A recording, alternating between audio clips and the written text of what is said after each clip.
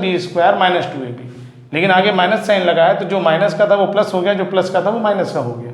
Cancel क्या होगा, ए square cancel हो गया, बी स्क्वायर कैंसिल हो गया, क्या बचा 2ab बच गया।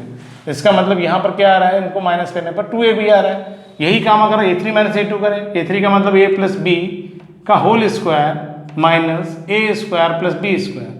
अगर यहाँ भी फार्मूला ओपनिंग तो आ जाएगा A square plus B square plus 2ab, जबकि यहाँ कितना है ए स्क्वायर, माइनस साइन अंदर जाएगा तो माइनस का बी स्क्वायर, दोनों टर्म क्या हो जाएंगे, ये कट जाएंगे, क्या बचेगा, यहाँ भी 2ab बच गया। ठीक है, 2ab बच गया यहाँ भी। तो आप देख रहे हैं कि यहाँ पर a2 माइनस a1 यानी a2 माइनस a1 और a3 माइनस a2 इक्वल आ गए, इसलिए हम कह सकते हैं कि ये जो सीरीज है या जो ये जो टर्म है ये AP में होंगे। ठीक है, थोड़ा सा और बताएंगे, जरा इसमें इंक डाल लें।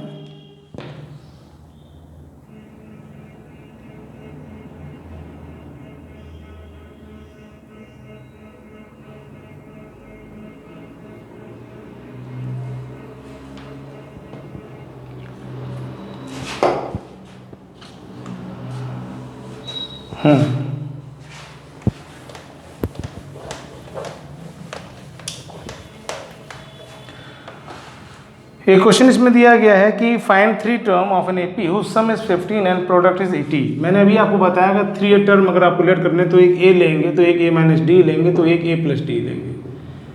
क्वेश्चन में क्या कहा गया है कि इनका सम कितना है, इनका सम क्वेश्चन में दे रखा है the sum of 3 term is 3 and product is minus 35। तो यानी इनका जो सम दे रखा है वो 3 दे रखा है, और इनका जो प्रोडक्ट है यानी कि A minus D A plus D, इसकी वैल्यू दे रखी है कितनी, माइनस 35।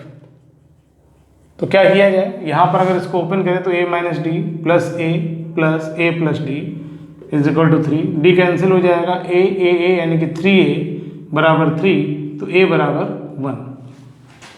अब इस A की वैल्यू इसमें अगर लिख दी जाए तो ये 1 माइनस डी है, A की जगह 1 है, 1 प्लस डी है, और यहाँ पर माइनस 35 है, यानी ये 1 माइनस डी हो गया और ये 1 प्लस डी हो गया, यानी कि A minus B, A plus B, तो A square minus B square is equal to minus 35।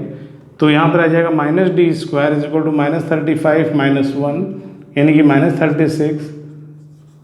तो कैंसिल हो गया, तो डी की वैल्यू कितनी आ जाएगी, प्लस माइनस 6।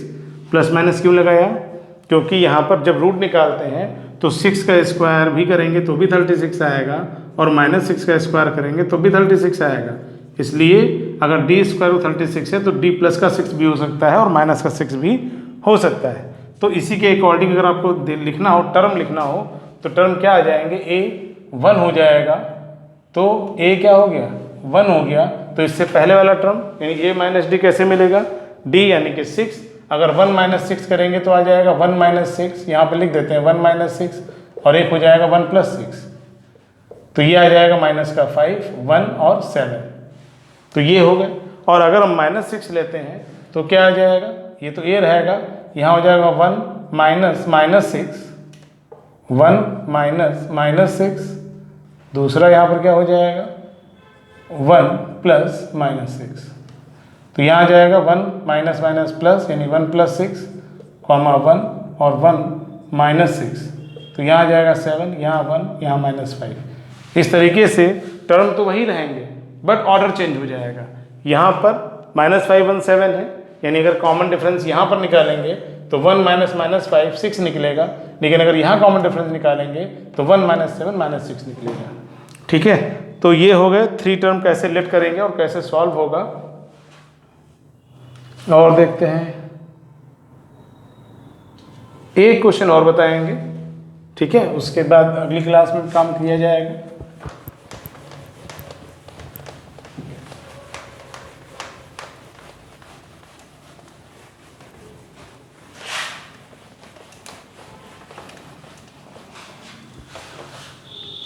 एक क्वेश्चन यहाँ पे दिया हुआ है कि 24 के 3 ऐसे पार्ट करिए, 24 के 3 ऐसे पार्ट करिए कि वो AP में हो और उनका प्रोडक्ट 440 हो। तो मैंने अभी आपको बताया था एक टर्म A हो जाएगा, एक A माइनस डी हो जाएगा, एक A प्लस डी हो जाएगा। इसका मतलब ये कि पार्ट करने का मतलब ये कि अगर इन तीनों को ऐड किया जाएगा तो 24 आना चाहिए, पहली चीज़। और इनका जो प्रोडक्ट है वो क्वेश्चन में दे रखा है a minus D A plus D, इनका प्रोडक्ट कितना होना चाहिए ये दे रखा है 440, इनका प्रोडक्ट 440 है। तो अगर पहले वाले अगर इसको सॉल्व किया जाए तो d कैंसिल हो जाएगा, 3a बराबर 24, तो a बराबर कितना आ जाएगा 8, a की वैल्यू यहाँ लिख दें अगर तो 8 माइनस डी 8 प्लस डी,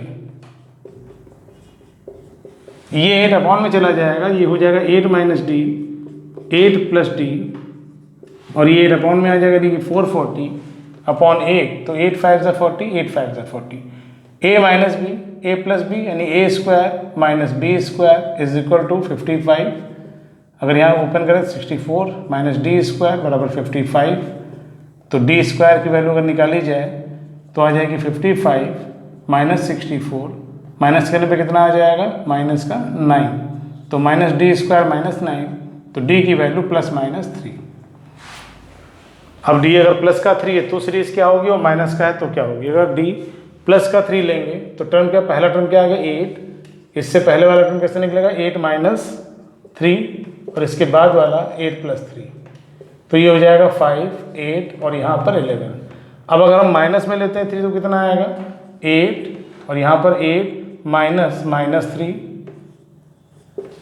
और यहाँ पर 8 प्लस माइनस 3, यानी कि 8 माइनस माइनस प्लस यानी 8 प्लस 3 11 कॉमा 8 और यहाँ पर 5, यानी कि जो 3 पार्ट होंगे वो 5 8 11 होंगे।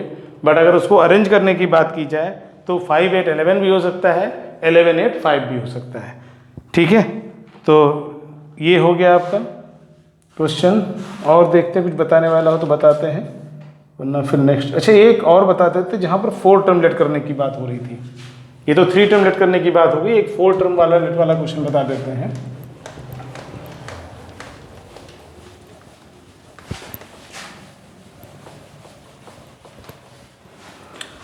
फोर टर्म अगर लेट करने हैं तो कैसे लेट किए जाएंगे, लिखा है कि फाइंड फोर टर्म से बेहतर है। चलो यही बता देते हैं, वरना तो एक क्वेश्चन है जिसमें क्वाड्रिलेटरल के एंगल के लिए काम किया जाएगा, क्योंकि हम जानते हैं कि क्वाड्रिलेटरल के चारों एंगल का सम कितना होता है 360 होता है। और इसमें अगर 4 टर्म लेट करने की बात होगी तो इसमें वो कंडीशन लेने की जरूरत नहीं है जहाँ पर a minus D A plus D लेने की जरूरत होती है। ठीक, क्यों, क्योंकि यहाँ पर दिया हुआ है कि the angle of a quadrilateral are in AP, इन्होंने पहले से कह दिया है कि जो एंगल है वो AP में है, तो उसमें अगर AP में अगर है तो क्या क्या दिया है इसमें, कॉमन डिफरेंस दे रखा है 10 डिग्री, यानी कि D इसमें दे रखा है। अगर D नहीं दिया होता तो हम वैसे लेते, लेकिन अगर D दे रखा है तो आपको नॉर्मल वे में पहला टर्म मान लीजिए a हो गया तो अगला a प्लस 10 हो जाएगा, अगला a प्लस 20 हो जाएगा। क्वेश्चन ऐसे समझ लीजिए, पहले क्वेश्चन ये दिया हुआ है कि the angles of quadrilateral are in AP whose common difference is 10, find the angles.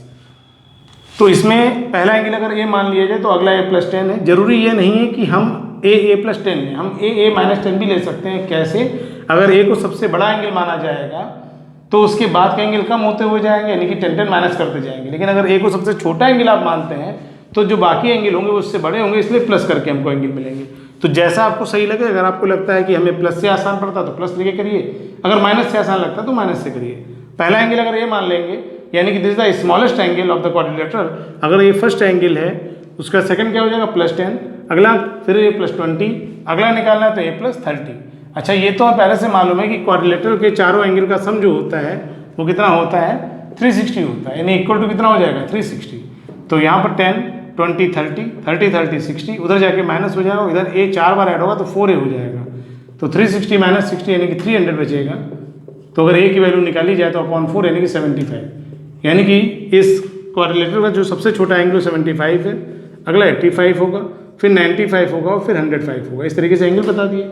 लेकिन अब मैं क्वेश्चन बताने जा रहा था कि 4 टर्म जो लेट करने वाला क्वेश्चन है वो कैसे होगा। बीच में ये क्वेश्चन हमको दिख गया तो मैंने कहा ये भी बता दिया जाए आपको। एक क्वेश्चन और बता देते हैं जिसमें ये कहा गया है कि 4 टर्म अगर लेट करने हैं तो कैसे लेट किए जाएंगे। पहले तो 4 टर्म में लिखा है कि find 4 numbers in AP whose sum is 28। मैंने आपको बताया a minus D A plus D और A minus 3D A plus 3D। ये 4 टर्म एपी में है जिनका सम क्वेश्चन में दे रखा है। कितना दे रखा है इसका सम? 28। और इनका sum and sum of whose square, और इनके स्क्वायर का सम यानी ए माइनस 3D का स्क्वायर, ए माइनस डी का स्क्वायर, ए प्लस डी का होल स्क्वायर और ए प्लस 3D का होल स्क्वायर। इसकी वैल्यू दे रखी है 216। कैसे किया जाए? पहले वाले पे काम अगर करेंगे तो ये माइनस का 3D प्लस 3D से कट जाएगा, ये प्लस का D माइनस D से कट जाएगा, ए हो गए 4, 4A बराबर 28, तो ए की वैल्यू आ जाएगी 7। इस ए की वैल्यू को इसमें रख दिया जाए तो ये हो जाएगा 7 minus 3D whole square, 7 minus D whole square, 7 plus D whole square और 7 plus 3D whole square is equal to 216। अब फार्मूला खोलना पड़ेगा हमको। अगर खोलें तो A square plus B square minus 2AB तो 42D आएगा। कैसे? 2AB 2 इंटू 7 इंटू 3D यही आ जाएगा। यहाँ ओपन करें तो A square B square minus 2AB तो यहाँ पे 14D आ जाएगा। ऐसे अगर 7 प्लस D का होल स्क्वायर खोलेंगे तो 49 plus D square plus 14D आ जाएगा। जबकि अगर 7 प्लस 3D का होल स्क्वायर खोलेंगे तो आ जाएगा 7 स्क्वायर प्लस 9D स्क्वायर और प्लस का 42D इज इक्वल टू 116। कटेगा क्या? माइनस का 42D प्लस का 42D प्लस का माइनस का 14D और प्लस का 14D कट गया। क्या बचा? 49 49 49 कितनी बार है? 4 टाइम्स है। तो इनको अगर ऐड करेंगे तो 49 49 4 बार तो आएगा 196। डी स्क्वायर कितने हैं? 9D स्क्वायर 10D स्क्वायर और 10 यानी कि 20D स्क्वायर बराबर 216। 190 से इधर आके माइनस हो जाएगा तो कितना आ जाएगा? 216 माइनस 196 तो ये बचेगा 20। तो अगर डी स्क्वायर चाहिए तो अपॉन में 20 हो जाएगा। नहीं, डी स्क्वायर वैल्यू कितनी आ जाएगी? 1। तो डी कितना आ जाएगा? प्लस माइनस 1 यानी प्लस का 1 या माइनस का 1। ए मालूम हो गया 7, डी हो गया प्लस माइनस 1। तो सीरीज क्या हो जाएगी? हमने पहला टर्म बोला था कितना? ए माइनस डी यानी कि 7 माइनस 1, अगला 7 प्लस 1, फिर 3D यानी कि 7 प्लस 3, 7 माइनस 3। तो टर्म क्या बन जाएंगे? टर्म बन जाएंगे 4 6 8 10। और अगर माइनस में लेते हैं तो क्या बनेगा? तो 7 माइनस माइनस 1 यानी प्लस 1, 7 प्लस माइनस 1 यानी कि minus 1, 7 plus minus 7 plus 3D। 3D का मतलब 3 इंटू माइनस 1 यानी कि माइनस का 3 और यहाँ पर 7 माइनस माइनस 3 यानी कि प्लस 3 हो जाएगा। तो ये बनेगा 10 8 6 4 यानी कि टर्म वही है बट सीरीज रिवर्स है। यहाँ पर 4 6 8 10 था, वहाँ 10 8 6 4 था। चलिए आज बस इतना ही, फिर मिलते हैं। Thank you.